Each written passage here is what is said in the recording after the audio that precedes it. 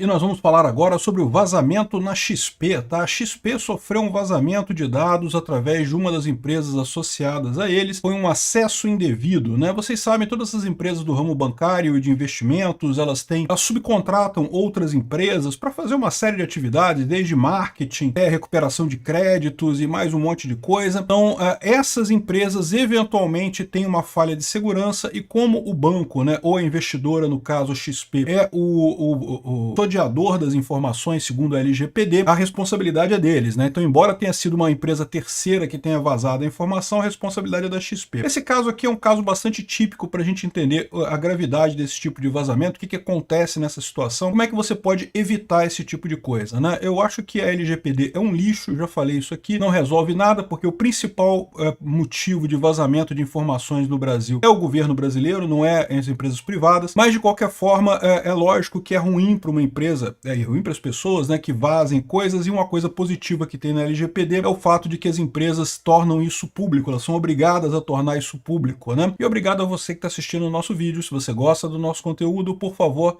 deixe o seu like, se inscreva aqui no canal, né? Pois bem, o anúncio que está público aí, tem informações em vários jornais, a XP anunciou o vazamento de dados de clientes após acesso indevido no sistema, né?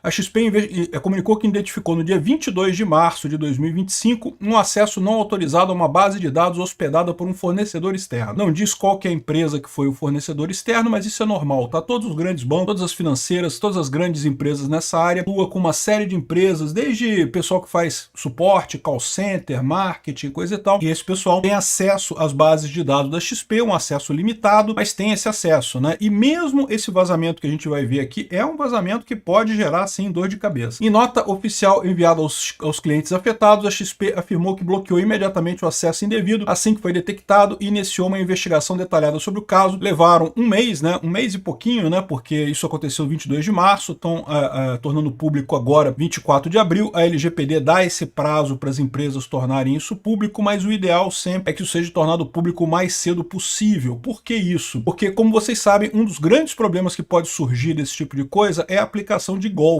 né? Então, ou seja, não é que os dados, tipo o saldo tenha sido alterado, o saldo foi divulgado, tá? O saldo do mês passado foi divulgado aqui, ó.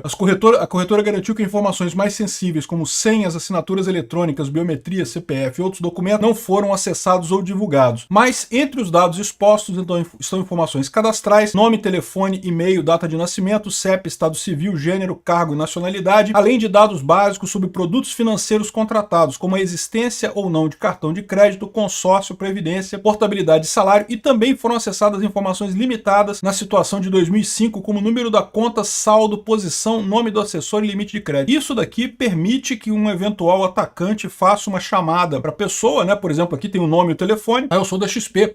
A gente sabe o seu saldo, você tinha não sei quantos, eu não sei o que lá.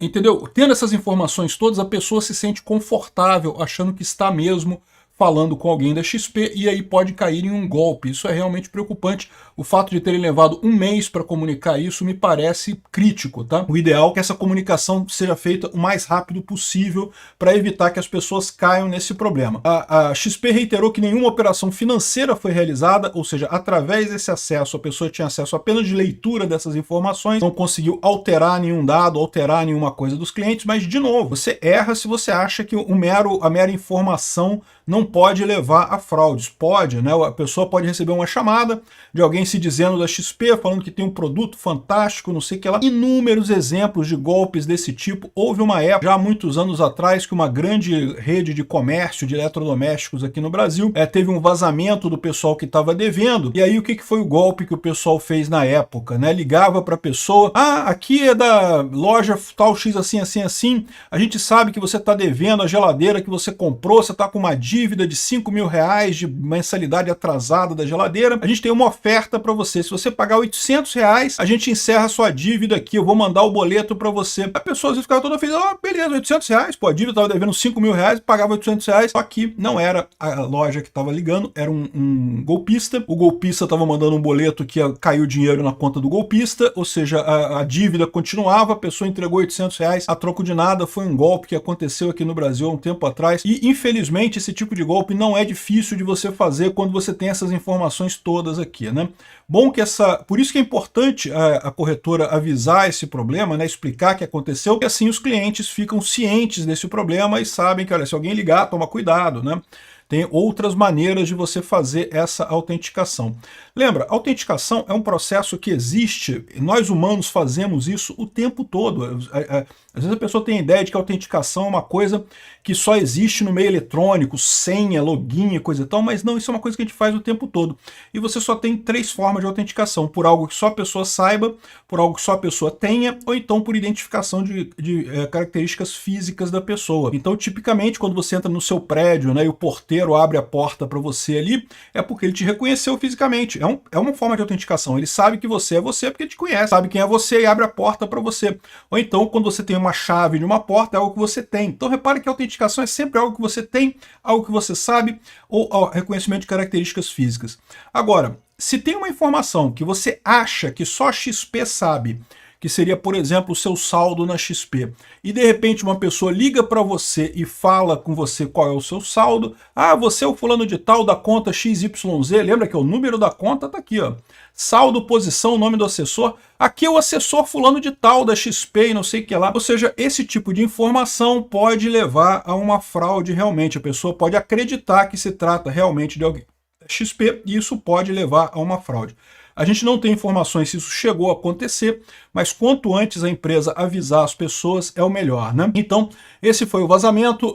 O acesso à empresa terceira que vazou a coisa já foi bloqueado, certamente vai ter investigação interna, vai ver o que houve ali, né? O que acontece nesse caso, como eu falei, é muito comum essa terceirização para outras empresas, todos os bancos fazem isso, mas evidentemente nem sempre essas empresas terceiras têm a mesma preocupação. A LGPD, para quem não conhece, a Lei Geral de Proteção de Dados, ela estabelece 2 papéis diferentes, que é o papel do guardião da informação, que é o banco que é dono da informação, que é o responsável pela coisa, pela informação, e o papel do custodiante temporário, que são essas empresas. A responsabilidade da empresa é do banco. Então, mesmo que tenha sido uma falha de uma empresa terceira, o banco responde por isso dentro da LGPD, né? Então, isso não é nada mais do que o esperado em termos de comportamento da XP, o aviso e coisa e tal. É lamentável a falha, mas esse tipo de falha realmente acaba acontecendo, isso não é incomum.